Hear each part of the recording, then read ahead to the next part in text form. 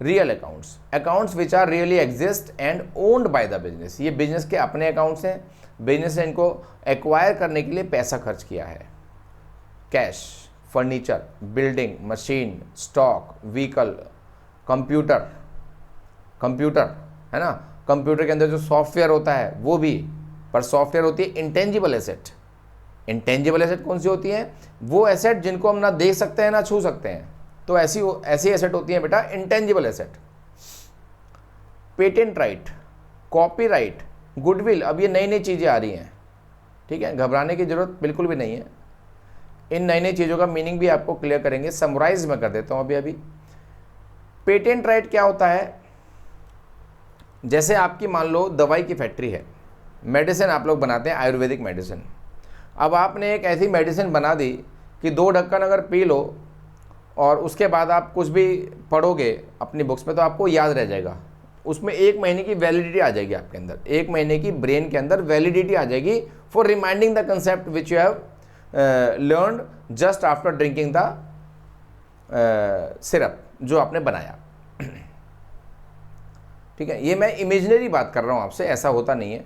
तो आपने अगर कोई ऐसा मिक्सचर या ऐसा कोई आपने फॉर्मूला बना दिया और आप सोचते हैं कि ये फार्मूला अगर मैंने पब्लिश कर दिया, जो कि मैंडेटरी होता है इंग्रेडिएंट्स लिखना उस पैकेट पर जहाँ पर आप उस चीज़ को सेल करेंगे, तो और लोग भी कॉपी करेंगे, तो उससे बचने के लिए आपने क्या करा, उस फार्मूले को आपने रजिस्टर्ड करा लिया गवर्नमेंट में, ठीक है ना, और जो रजिस्टर करने के बाद सर्टिफिकेट मिला आपको उसे बोलते हैं पेटेंट राइट।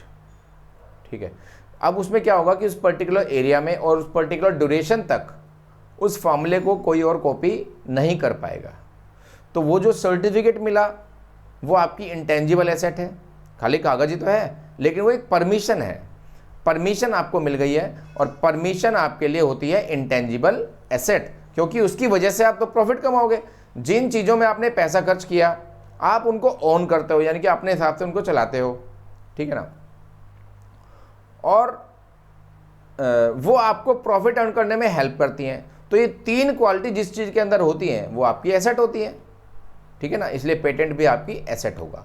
कॉपीराइट, आपने कोई बुक लिख दी या आपने कोई पोएम लिख दी या आपने कोई ऐसा आर्टिकल लिख दिया और बहुत काम की चीज़ आई, जो पढ़ रहा था वाह वाह कर रहा था, अब आपको लगता है कि कोई इसको कॉपी करके अपना नाम न लिख दे कहीं कि भाई ये तो मैंने करा है, इन्होंने नहीं करा, तो उससे बचने के लिए आपने उसको रजिस्टर्ड करा लिया, यानी कि उसे बोलते हैं आपने कॉपीराइट ले लिया उसका। अब उसको कोई भी कॉपी करेगा तो वो पनिशेबल एक्ट होगा, ठीक है ना। तो ये आपका जो राइट है, जितने भी राइट्स होते हैं ये आपकी एसेट है, क्योंकि ये आपको प्रॉफिट अर्न करने में हेल्प करते हैं। गुडविल, आपने किसी का चलता हुआ बिजनेस परचेज कर लिया, उस बंदे की मार्केट में रेपुटेशन बहुत अच्छी थी, लेकिन किसी कारणवश उसकी दुकान बंद हो गई और आपने वो बिजनेस परचेज कर लिया। जमा हुआ बिजनेस था उसका, फिजिकल वैल्यू थी उसकी 10 लाख रुपए, लेकिन उसने आपसे मांगे 15 लाख रुपए। क्यों मांगे? क्योंकि वो अपना चलता हुआ बिजनेस आपको दे रहा है, रनिंग कस्टमर्स आपको दे रहा है, तो उसके बदले वो थोड़ा सा आपसे प्रीमियम मनी मांगता है, and that premium money is called for goodwill. वो एक्स्ट्रा पैसा आपसे किस लिए मांग रहा है? वो गुडविल के लिए मांग रहा है।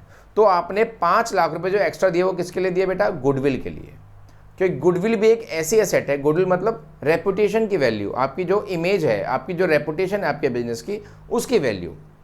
अगर आपने उस रेपुटेशन को बनाने में कुछ पैसा खर्च किया है, अगर आपने अपनी डीड से बनाई है, ठीक है ना, तो उसको हम एसेट में रिकॉर्ड नहीं करते। बेसिकली सोल प्रोप्राइटरशिप में उसको भी कर लेते हैं, उसकी वैल्यूएशन निकाल के कर लेते हैं, लेकिन मैं यहाँ पर बात कर रहा हूँ उस गुडविल की जिसके लिए मैंने पैसा खर्च किया है, ठीक है ना। तो वहाँ 5 लाख रुपए जो मैंने खर्च किए गुडविल के लिए, तो 5 लाख रुपए की गुडविल हम अपनी बैलेंस शीट में शो करेंगे, तो ये भी मेरी एसेट होगी। लेकिन गुडविल एक इंटेंजिबल चीज़ है जिसको आप फील कर सकते हो, लेकिन आप उसको टच नहीं कर सकते, उसको आप देख नहीं सकते, ठीक है ना। तो ये सब इंटेंजिबल एसेट्स होती हैं। तो रियल अकाउंट में 2 तरह की चीज़ें आती हैं बेटा, tangible assets and intangible assets.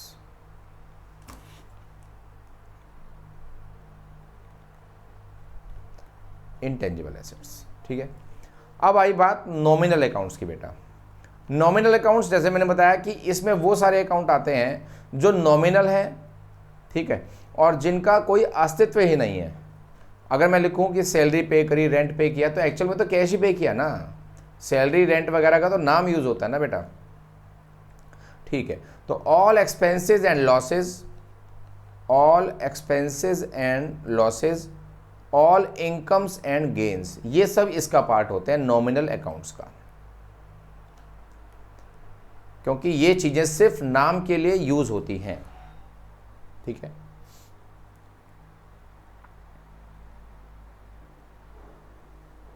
Real account के दो टाइप मैं अभी आपको टेबल में ऑलरेडी बता चुका हूं। रियल अकाउंट्स के दो टाइप थे, टेंजिबल एंड इनटेंजिबल। ठीक है, तो इंटेंजिबल में क्या क्या आता है और टेंजिबल में क्या क्या आता है। Tangible, these are the properties of business which can be touched on seen, touched and seen. और इंटेंजिबल में क्या आता है, which can not be touch, which can not be touched और सीन। ठीक है, and have some monetary value also, क्योंकि उन्हें खरीदा है भाई, फ्री में नहीं है। ठीक है ना, तो ये सब एग्जाम्पल भी थे जो हम ऑलरेडी स्टडी कर चुके हैं। ठीक है बेटा, आज के लिए इतना ही काम है। बाय।